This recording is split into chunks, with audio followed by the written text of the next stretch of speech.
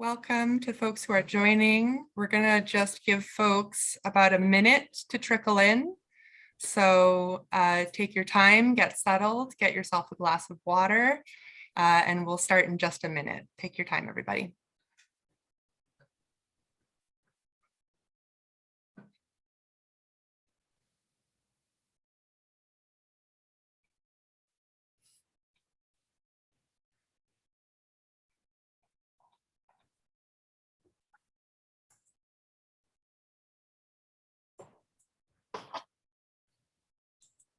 Welcome to those who have just joined. We're just giving folks a minute to get settled in.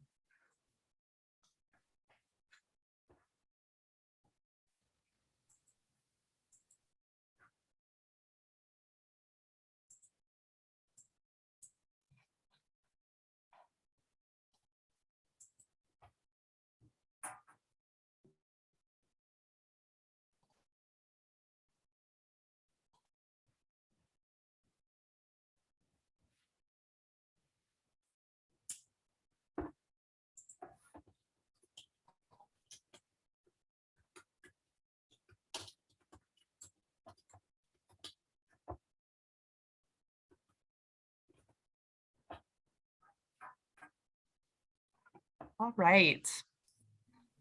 So welcome to everybody who's joined us today. We're going to get started now. First off, I'd just like to say welcome to today's talk on recruiting Indigenous students. We're very excited to have you all here today. First off, I'd like to introduce myself. My name is Emily Ann. I'm the Knowledge and Research Lead at the Center for Innovation in Campus Mental Health, and I'll be guiding you through today's webinar. Before we get started, I'd just like to do a brief land acknowledgement. So I'd like to say that I'm humbled to be here with you all today to learn the valuable teachings from our panelists. I'm coming to you all from Treaty 13 territory, which is also covered by the Dish with One Spoon Treaty. It represents the shared lands of the Anishinaabe, the Haudenosaunee, the Huron-Wendat, the Mississaugas of the Credit First Nation, and now many other First Nation and Métis peoples. The one thing I like to sort of make note of when I do these land acknowledgements is that currently, right now, as we're speaking, there are Indigenous folks who are fighting across Turtle Island for things like land, for things like water, and for things like you know, the ability of their sisters and Two-Spirit folk to live without fear. And I think it behooves us, for those of us that are settlers on this land, to see what we can do as settlers to support those fights. The last thing I'd like to say here is I would love if you all could also introduce yourselves in the chat and share where you're coming from and what traditional lands those are on. If you don't know where that is, I recommend you go to native-land.ca, and that can tell you some more information about that.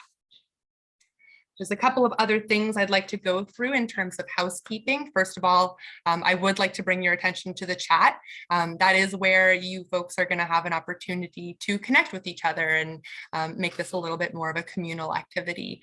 And so we very much encourage you to put your thoughts in the chat, put your questions in the chat, anything that's coming up for you and how you are relating to this information.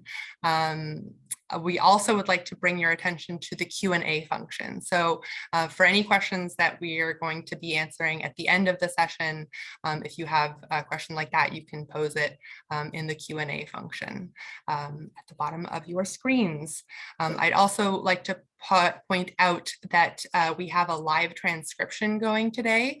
If you would like to turn that on, or if you have it on and you'd like to turn it off, you can go to the bottom of your screen and click on that CC live transcript button, and that should allow you to see and or turn off those live transcripts.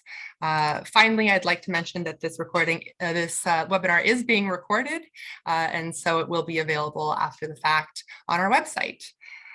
So with all of that said, oh, and one last thing I almost forgot, we're going to be sending out a survey at the end of this webinar, and we ask that you please fill out that survey. So with all of that said, I am very, very pleased to introduce to you all Hannah Miracle, Veronica Lefebvre, and Roxanne Shawana. Off to you folks. Hi, everybody. Thanks for having us today. I'm just going to set up my screen share here. And I'm going to get a thumbs up or I'm in the right direction, ladies. Okay, so welcome to our presentation. Oh, let me just get that going here. There we go.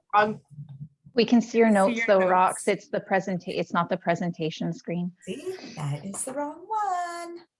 I'm having some issues with my computers, so the joys of technology.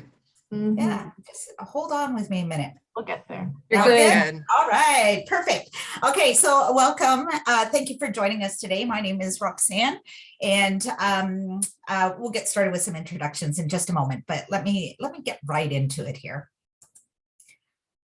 So thank you for inviting us and having us here today to talk to you about post-secondary education and how APSIP can work with your learners and anyone who's interested in learning more about post-secondary education. We're part of a group called APSIP, or the Aboriginal Post-Secondary Information Program. There's over 30 members of APSIP and even more connected to our network as friends of APSIP. Most of us are student recruiters from colleges, universities, or polytechnics in either Ontario or Western Quebec. For over a decade, APSIP has been a valuable source of information for students and their educators about post-secondary information. So it's geared specifically to our First Nation, Métis, and Inuit students and how we can help support them. We're here to help guide students through the process, whether that would be choosing a program, applying to a program, but they were there through the whole time they're there as well. We're going to be covering some information today regarding how we can help you and how we can support Indigenous learners. We're going to start with an overall review of who APSIP is, talking about different pathways, accessibilities, and different supports that are available. Other things to consider, and then we're going to let you know how to touch base with our APSIP members, as well as if you have any questions and want to connect with us. So before we get started today, we're going to introduce ourselves, and I'm going to start with Hannah, if you wanted to unmute yourself and share a little bit about yourself today. Thanks, Rox. So good afternoon, everyone. My name is Hannah Miracle. I am a member of Mohawks at the Bay of Quinte, and I currently am working at Loyalist College as the Indigenous Outreach Officer. I've been in my role for a few years now, but have been a member of APSIP since the beginning. So I definitely cherish this relationship and the bond that we have between one another. And I look forward to, chatting with everyone here today. Thank you so much. Thanks. Veronica? Okay, everyone. My name is Veronica Lefebvre. I'm the Indigenous Student Recruitment Officer for Concordia University in Tiohtià:ke or Montreal. I'm of Blackfoot, French, and English ancestry, and I've been working with APSIP now for about 6 years. This year, myself and Hannah are co-chairs for APSIP, so we're just really involved with everything that's happening. It's always a really good time, and it's a really great group of people. So I just want to say thank you all for taking the time to be here with us today. And my name is Roxanne Shawana. I'm from Wacomico and Ceded Territory on beautiful Manitoulin Island. And I've been with Conestoga College for over 10 years. And like I said, with APSIP for just over 10 years as well. I'm really looking forward to chatting with you today. I know that we have a former APSIPper in the group, so I just want to give a quick shout out to Quay and say hello. So let's get started. And as our host said, you can drop any questions right into the chat or conversation pieces. And then the Q&A function is there as well, and we'll be monitoring those as we go along.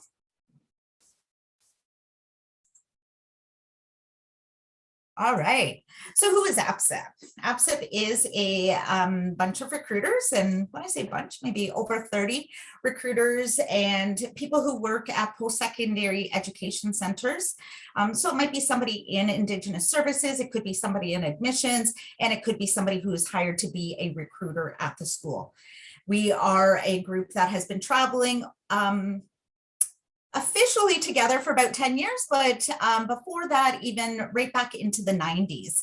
So this group has been together for quite some time, and we're here to help you with your work with frontline workers, to work with students. So we are your connection between, or students' connection between them and the school. The school can be so hard to navigate. You open up the directory and there's a ton of information in there about who to connect with. We like to put it out there, you know what, we're your first stop. Connect with us. If we don't know the answer, we'll find out the answer, or we'll direct you to somebody who can. APSIP is really passionate about making sure that students are receiving the correct information and in a timely manner. We are all operate on the same goal in that, you know, we want Indigenous learners to be successful at the places they choose to study. So we want to make sure everything is a good fit, that you're into a good program that's a good for them, and really to make sure that once a student hits our schools, they are best suited to be successful in their journey. So that's really how APSIP can help you. You have 3 of us here today, but we are going to show you at the end how you're going to be able to connect with us and learn a little bit more. But even better, being able to share our connections with anybody who's interested in post-secondary education.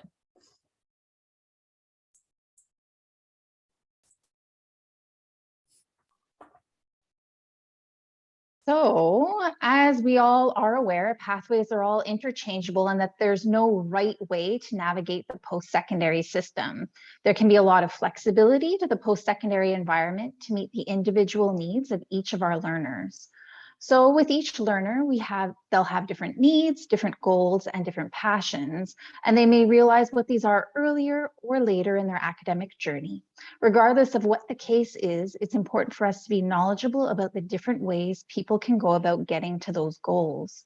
So for you, perhaps speaking with a recruiter would be helpful to learn about what the transfer or affiliation agreements that exist between the different schools so that you can help navigate our Indigenous learners. And in connecting with us as recruitment officers, we can help you and your students to determine the different avenues available to make the most out of their post-secondary journeys. Unfortunately, many of these pathways can go unutilized by the students because they're just simply not aware of them. And so it's our job as people working with these learners to make them aware of what these pathways are, as we want to change the narrative and help everyone know about all of the different options they have. So when speaking about this, we can go on to different pillars that we have.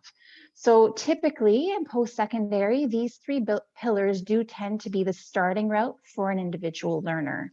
Each pillar is beneficial for their own reasons and they're valuable for their program of interest.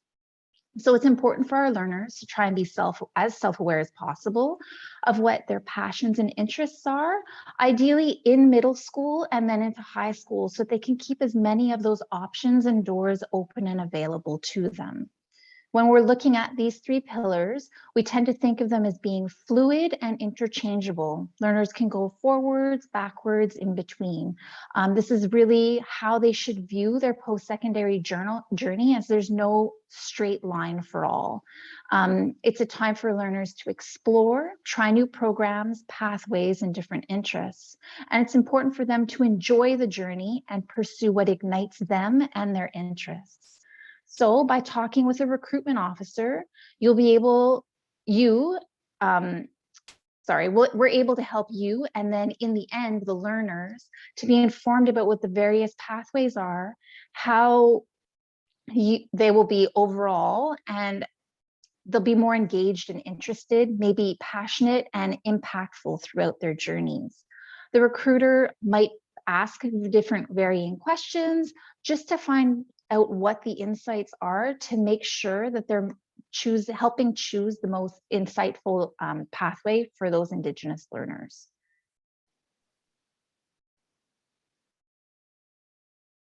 So another aspect to consider is accessibility services. The accessibility services team is responsible for providing academic support to students with documented disabilities. They foster a supportive and accessible environment that allows students to maximize their potential for success. Ultimately, we want our Indigenous learners to graduate feeling confident and able to take on the next steps in either maybe post-secondary education or professionally in a workplace. Everyone's academic journey will encounter challenges at some point in their experience, but having the support to work through them and learn self-management is really important. Given the current pandemic circumstances, a lot of students have been in an online learning environment, which for some, as we know, can create even more uncertainty and challenges. Accessibility is there to help students in any academic environment, whether it's in person or online, to help eliminate any obstacles and work together to create a better learning environment with appropriate resources and tools. Post-secondary is all about equal opportunities, no matter what pathway that our learners choose. So it's really important that they are able and deserving to be supported with their passions and interests.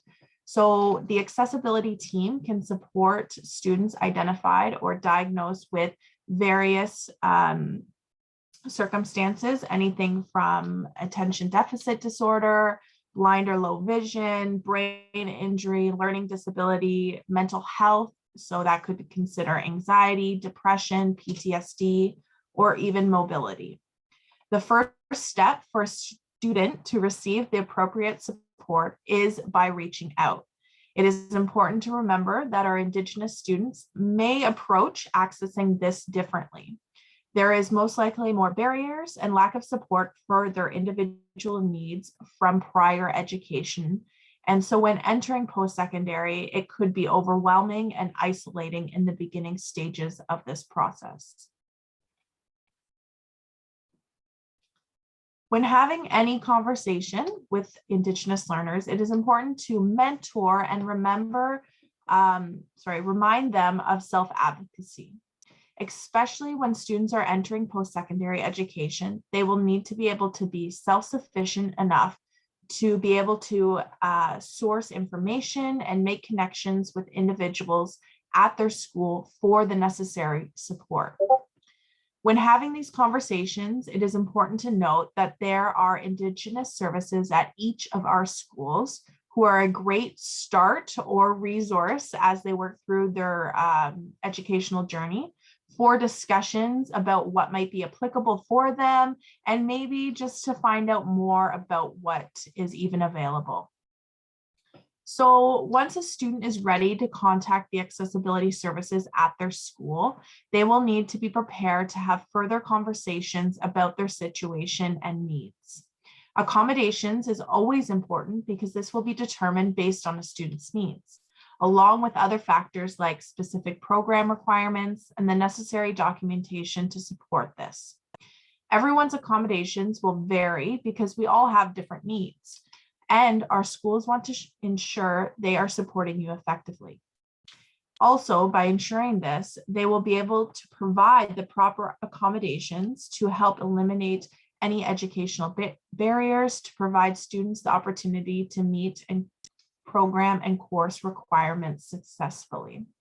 So some examples of accommodations that have been designed in the past and currently are being used to meet the needs of individuals could include anything from maybe note-taking for lectures, accessing an alternative format for materials such as a textbook in electronic format, extended test and exam times, maybe an alternative testing environment. So this is where Indigenous services can really play a part, because depending on the school, they might have more support for this, and students can actually take their test in the Indigenous services department, which sometimes students find a little more comforting and welcoming. But another part in this is self-identification.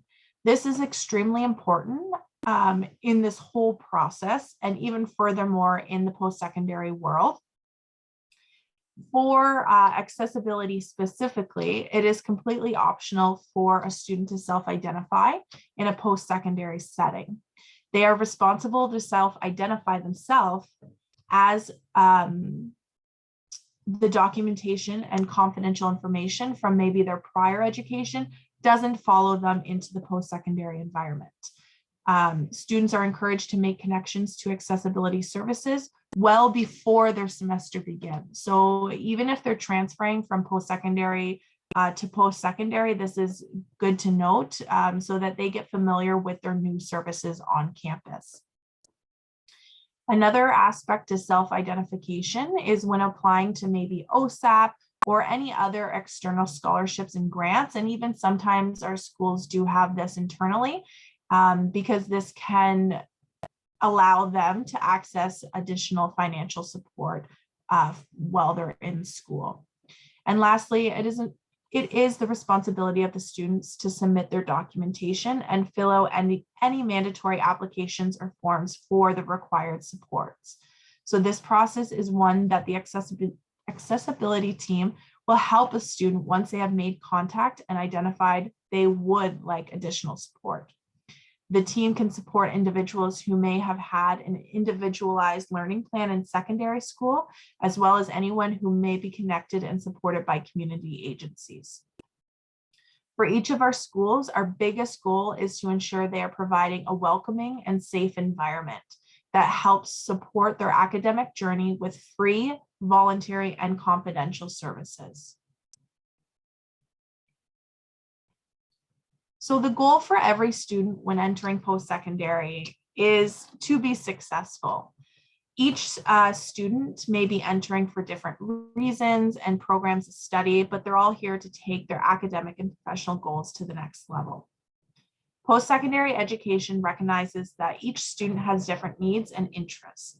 Therefore, there are a diverse range of supports and services available to students to help them figure out what support team or plan they need to be successful. So this list is a general guide that was created based on the support services offered at all of our APSIP member schools. Some of these services might vary depending on school and location, but generally we each offer some extent of these services listed. Typically, students can learn more about all the support services through their Indigenous Services department at their school. This is where we encourage students to check in with first, because this department offers a unique and culturally based service.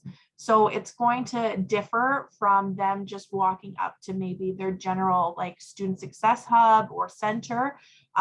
When they walk into the Indigenous Services department, they'll be able to kind of have a more one-on-one approach with a better understanding of where one another is coming from. And from there, they can be referred to other services depending on what their needs and wants are. Some of our schools even offer Indigenous specific services within their Indigenous Services department.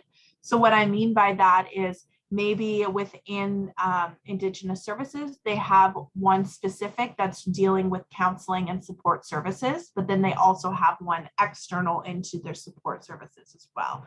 So there can kind of be the same role, but one is more Indigenous specific. But regardless of the support they're looking for, we really advise students to research and investigate what is available at their desired schools, so they're well aware of what they are kind of going to encounter before accepting their application. When in doubt, this is when we always say contact a recruiter, whether you're a student, a parent, an educator, working at another post-secondary. Never hesitate to reach out to one of us recruiters and just ask these questions and have these open conversations so that in the end we can help support our Indigenous learners even more. So for some students, alternative and indirect support services can be more effective. Everyone's overall wellness, including mental, physical, spiritual, and emotional states, are just as important as academics. To stay focused and be successful, students need to be aware of their well-being to maintain a clear and positive mindset. There are services on campus and in residence for students to access that can help them maintain this status. Again, this can vary depending on the school, but generally we all have some extent of these examples or services for the students to utilize. Encouraging students to get familiar with their campus is very important. When entering a new environment, it can take time to find your safe areas that one is comfortable and content in. So the earlier students can start discovering where they feel safe, the easier the transition can be when the stressors start to arise. Many of our schools have different physical activity options like gyms, swimming pools, tennis courts, golf, arenas, and so much more, or even calming areas like maybe a living wall, the library, smudging areas, technology-free rooms, and so much more. Orientation is another great way for students to learn about wellness activities and student involvement.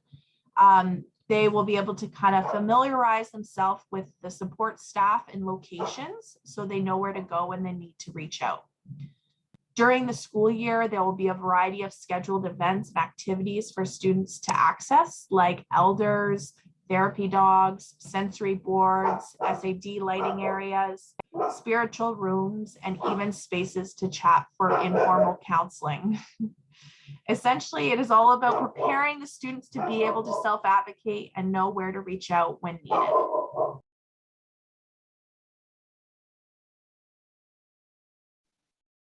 Thanks, Hannah. So there are lots of other considerations that we have to take into account when we have students that are looking to go to school. And some of these considerations are going to be things like the financials and housing. So for financials, we really want to emphasize that the learner has to explore what the different financial options are.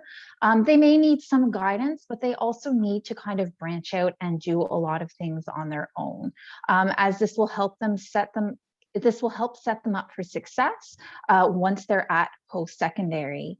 Again, like Hannah mentioned, we want the students to learn how to best advocate for themselves, while knowing that there are other people to help with it when situations go wrong. So really, when you're looking at financials, really to be meeting those deadlines, when you're looking at band funding, it's really important for the learner to be aware that they're applying for everything and that they should be applying for everything and that they should be reading the small print. Because the financial areas can be, they're very important, but they can also be quite complex. So students can always be sure to reach out to either their post-secondary workers or APSIP or a recruitment officer, just to see what other options are, maybe to be made a bit more aware of different deadlines if they're not sure what's coming up, but also that they have to keep in mind that they should be applying for everything.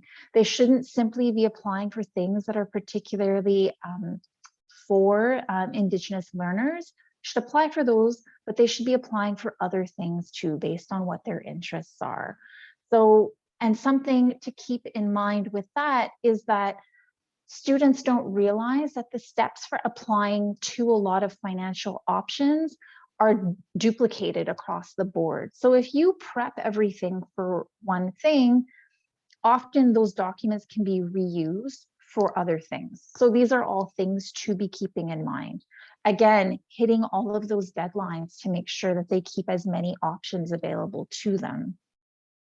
Another big consideration, as I mentioned, is looking at housing. And that can be anything from going and learning a little bit more about the city, the campus, like Hannah was mentioning, but you have to like where you're going to be living for the next 3 to 5 years, depending on the type of post-secondary you choose. So be aware of maybe the different options that are available at the school for helping students find housing. Maybe you're looking at on-campus housing or off-campus housing. What are those options? Does the school have other options to help students find off-campus housing?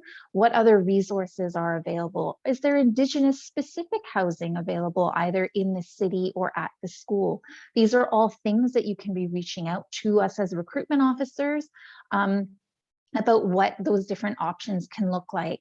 And then also take a tour. What's really exciting now is that most post-secondary institutions have virtual tours. So if you don't feel comfortable, if you don't feel confident in going in person somewhere because of the current situations, then look at taking those tours virtually to get an idea of what those campuses look like.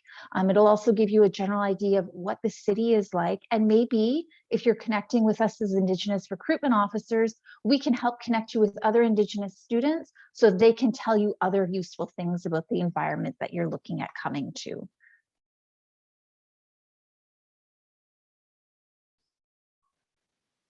So another thing that we often get asked quite a lot about is experiential learning. And experiential learning is a very, very big bucket. It goes from anything like you can see here, from co-curricular activities to different volunteerism and everything. The students may have started doing these things in high school, in middle school. Well, it all remains relevant when they get into post-secondary. And depending on the program they're going into, it can all add up and be beneficial. So all experience provides value. And so if you are experiencing things that you're passionate about, that you're really interested in, and that leads directly to what you're interested in doing as a career, then it's only beneficial for you to be taking advantage of that. Be taking advantage of different internships that are available, maybe on-campus work, or you can be looking at co-op options where you're getting paid relevant work experience during a degree, or during your time at a college, or doing internships or apprenticeships. There are lots of different things to be getting that hands-on live experience. It's all about advancing your skills, your mindset, and really for the students to figuring out what their dedication is to something that they're really enjoying doing. So they can, again, do things like joining a club, maybe participate in various councils on campus. And if those things that you're interested in don't exist, then you can usually make them happen and materialize. It's really, I think the most important thing is that this is a time, again, to explore those interests and do what you enjoy doing, because adding all of these extra pieces will only help you in the future. It's important to be proactive and really start building what your network looks like now, because that network is so important, as we all know, as you move into later on work and career opportunities.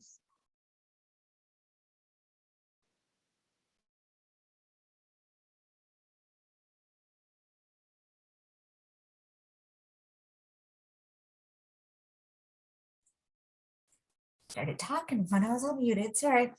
So what can we do to help learners now? How can you support learners? How can you share this information with people? One of the best things you can do is actually make sure that they are connected to APSIP. So we're going to show you some of our information here and how to be able to connect with us. Like I said, we're maybe not all recruiters at the school, but there is going to be someone that they can connect with, and make sure that there's a friendly face. Often when they show up on campus, we'll be the first ones they'll connect with and be like, hey, I'm here. What do I do now? We're like, just a minute. Where are you at? I'll come meet you, and show them a little bit about the school. It's important to us, like I said, that the students are successful, and sometimes we might be the only face that they have seen on campus. So really making sure that that relationship is there.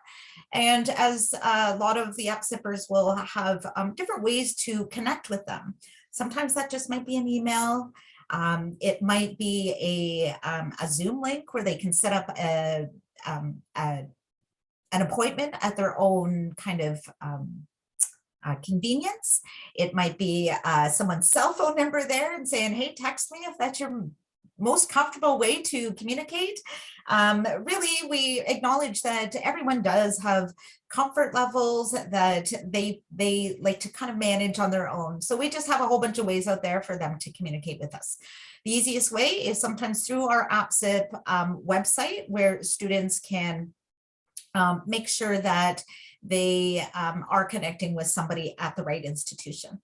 Now, that being said, over the years, I've told so many students that, you know what, if you're not sure who to connect with or you can't find the contact information, just give us a shout and like somebody will make sure that you connect them.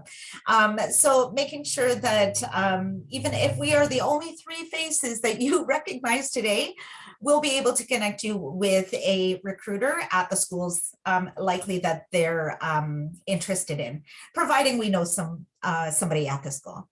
We want you to be able to share your experiences with post-secondary, but really when they connect with us, we are happy to share those experiences. Not everybody had a great experience going through post-secondary, but they're willing to share those experiences and showing how we learned from it. What did we learn and how can we support you better? I know for me in particular, is I share my experience all the time. I was in a program that was fantastic, but really was not a good fit for me. And over the years, I've realized that, you know, if somebody had been in my role at the college, I probably would have ended up in something a little bit different, maybe very closely related. I was in business programming, so I might have just switched over to like advertising or marketing or something a little in my kind of wheelhouse here. So making sure that they connect with us, because I have talked to students at the end of their first semester, they're like, whoa, I think I'm in the wrong program. Okay, so what can we do about that? You know, I set them up with the counselors to make sure that maybe they're just stressed out. Maybe it's a whole new opportunity and they're just not sure if this is the right time for them, or, you know, maybe they're lonely, maybe there's culture shock going on. There's a whole bunch of things that Indigenous students do deal with when they're going to post-secondary. So sometimes I'll just set them up with the counselor and say, okay, let's talk about this and make sure you're in the right path. Because our counselors not only just deal with you know, our emotional or our mental health, they actually help a lot with our career advising as well. So they do a twofold there. I get to make sure they're on the right path. If we realize that, you know what, really this is a program that's not going to be a good fit, we talk about how to transfer maybe into something else that is going to be a good fit. Maybe it's me connecting with another recruiter and saying, you know, okay, I have a student here, it's not really working out for them, but it looks like this program is a good fit. Can you connect with them? So there's a lot of collaboration within our APSIP community.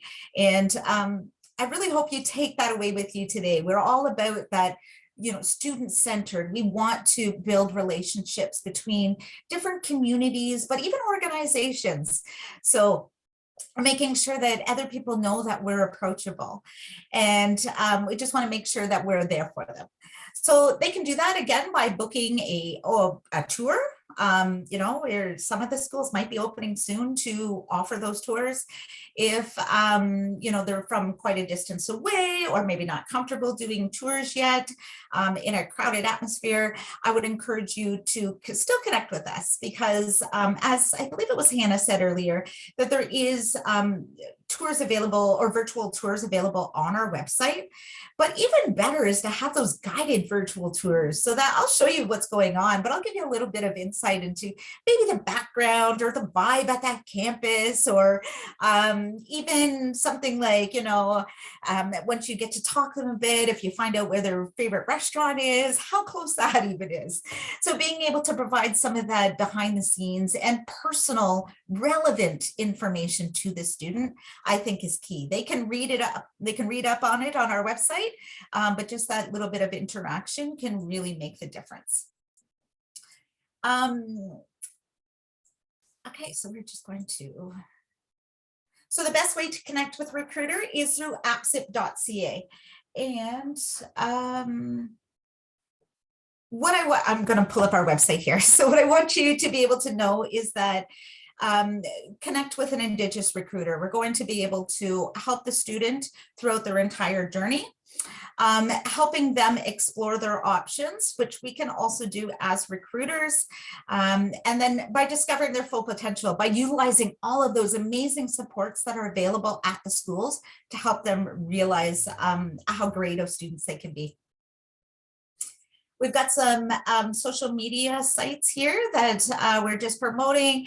We actually will put on these sites different events that are happening at schools, and then any kind of information that APSIP is sharing.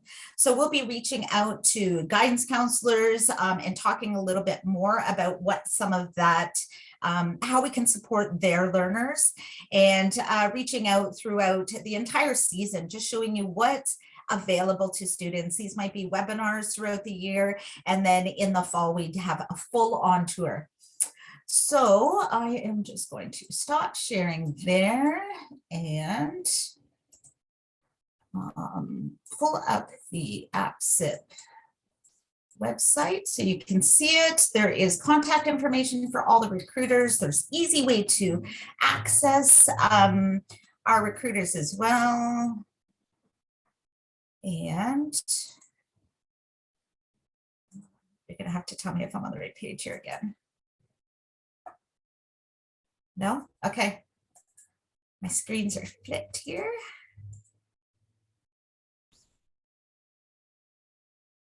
There we go. All right. So this is our APSIP website, and it talks a little bit about our vision and our goals and things that we do. But I think the real one that I want to point out here is this members page. So our members are all listed here, like I said, from colleges, universities, and polytechnics. What they will do is they have a little bit of information about all the recruiters here. I'm going to pull up Veronica here. And when you pull up Veronica, it tells a little bit about Veronica, her role, maybe a little bit about her background. And in here, a student can go in and just put in their name, their email, and a brief message about what kind of information they're looking for. This will go directly to Veronica. Veronica, from that point, will be able to correspond with the student. So if a student is looking at even 10 different colleges or universities, they can go in and contact each one of us. And each recruiter will get back to them. Often face-to-face, I'll say to students, you know, if you're not really not sure and you're not sure where to start, maybe just a brief introduction and an area that you're interested in. Sometimes it can be a little overwhelming maybe to reach out to 10 different people you don't know. What I'd like all of you to know today is that we are all in real life very chatty. So once somebody reaches out, we can provide that support. We will lead them through conversations. We will take out get that information from them. So as long as they take that first step, we'll be glad to pick it up from there and help them out as much as we can. You're able to go online and visit a little bit about maybe the Indigenous services that are available at that institution, and it'll tell you a little bit more about, well, in this case, Concordia. I think one thing I do want to mention, Rox, is that even if a student or an educator yourselves decide to reach out to any of us, you can send one person a message and say, this is what I'm interested in. We're very collaborative. We're non-competitive in nature. That's the whole purpose of APSIP, is for us to just get you and the students all the information they need. And so that being the case, you can reach out to one of us and say, I'm really interested in skilled trades in these areas, but I don't have it. I know who does, or I can send it to people who do, and those people will get into contact with you. So I just kind of wanted to point that out too. That's a great point. Thanks for sharing. We are going to take any questions that you might have. It can be as vague as you want. If you have any specifics, we're glad to do that too. I guess, does anybody else have anything they want to say? Fantastic. Thank you so much to all three of you for that fantastic presentation. I'm sure that everybody here is still percolating and thinking about all that information. That really so much to think about. Why don't I start us off with a question and that you folks can answer, and then we'll give folks a little bit of time to think about questions that they might have for you folks. So I've been wondering, as I was sitting here listening to your presentation, the extent to which COVID-19 may have impacted the way you guys do your work, and what kind of, sorry, I got distracted by the chat there. What kind of changes you might have seen, what kind of different kind of navigating you might have had to do with the pandemic? It's a great question. I'm like, any of us can answer that. So we were all kind of what we've seen with the pandemic is we've really kind of pivoted. I know it's a big term that a lot of people are using these days, but APSIP really embraced it and went virtual. And I think that we've found that it's a really key tool in our toolbox, and it's going to allow us to stay connected with students, educators, communities, and everything year round. So that's kind of the hope. I think moving into the future, we were able in this past year to run a 10-week tour covering different clusters, doing presentations either about different topic areas.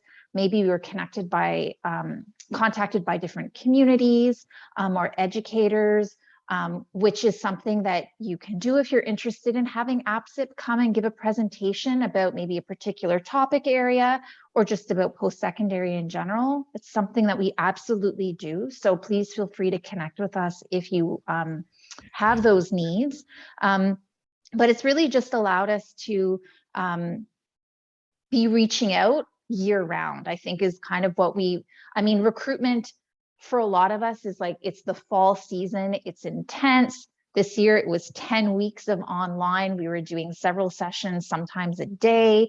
It can be really intense, but then it kind of would fall off come winter, right? And everyone would kind of like recuperate and everything. But now with this virtual environment, and because everyone has gotten more comfortable working virtually, we're able, I think, to continue those relationships and building all of that moving forward. So we have different tools that we've developed and that are in the process of developing to kind of continue that. But that's something that I think we've been doing since 2020. I don't know if Hannah or Roxanne want to add anything to that. I think it was well put. I just put in the chat, like, we did try to focus on, okay, if we only have 30 minutes of their time, or if they're only going to correspond through email. We are very familiar with the phrase Zoom fatigue. So, and so are we. So we understand that, you know, it is hard for students and families and educators to attend all these sessions to make sure they're making, you know, the best next steps and informed decisions for their community or students that they're working with. So we really tried to maximize our time. That meant a lot of sessions that we offered for us, but it was really it gave everyone the opportunity to kind of pick and choose what they wanted to attend based on what their interests were.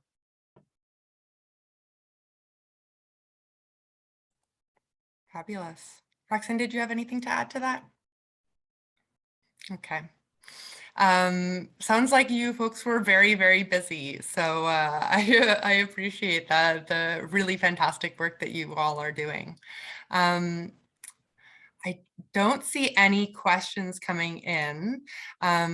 So I'm wondering, is there any other things that you wanted to mention? Anything else that you were hoping that folks knew about APSIP before they leave today? I would say, just to summarize it, that we hope what you take from this is that APSIP is absolutely approachable.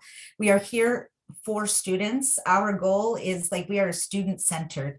While we represent our institutions, our goal is to really have students that are engaged and staying at the schools and graduating from the schools. So really successful stories that we're hoping for.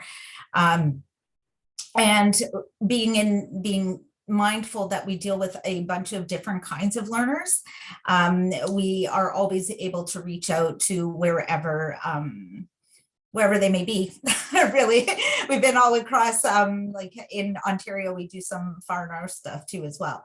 But the accessibility piece is something that we really want students to know. We want educators to know. We want everybody who's working with somebody who might be in that learning environment to know that, you know what, we're your one-stop shop. You can come to us to start. We can be there throughout your entire journey. And then we're often there even as their next step.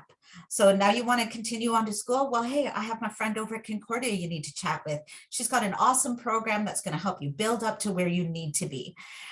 So really through that entire journey, we are there for the students. Like I said, sometimes we're the first face they see on campus. And I know these ladies have also done this, but I've been at their graduation and convocation ceremonies, just cheering them on, happy to meet their parents. It's quite a celebration for us. We really do enjoy seeing students like from start to finish. And, you know, anybody that you send our way, please know that they are going to be well cared for, and we will do our best to make sure that they're receiving the help that they need. Yeah, I think that's a really, really great point, Roxanne. I think a lot of recruitment officers, like the students come to the school and then they kind of get handed off to like student services and other services on campus. Indigenous student recruitment looks really different. I mean, us as recruitment, like my colleagues were mentioning earlier, like our roles are very flexible in some sense, in that we remain those point people. So if a student does run into an issue on campus or they can't find an answer to something, they can always reach out to us. Even though it's not recruitment related, it's still institutional related, it's post-secondary related. And so we just remain an important contact for those students to remain with until they graduate. And it's always exciting to see them graduate. I can totally imagine that would be just the best part of the job. Yeah. Fantastic. We have some really great feedback in the chat here. Someone asking if we can create a working group or a networking group, which sounds like such a fantastic idea. Maybe we'll bring that back to the team, Cheryl. Thank you for that. Also asking, are there any handouts or presentations available? Folks, would it be possible to get the presentation that we presented today for folks? Would that be possible? Yeah, you think so? Okay. Fantastic. That'd be really great. I would just say, Emily, if you want to follow up with us, we can definitely. Okay, sounds good. So we'll look into that and see if we can get those presentations up on our website. Someone else has said, you've encouraged me to check further into seeing our accessibility supports as much more shared. Yes, fantastic. All right, great. Thank you, Cheryl. And thank you to everybody who shared in the chat. And thank you so much to our three presenters who took the time today to share with us all about the incredible work that APSIP does.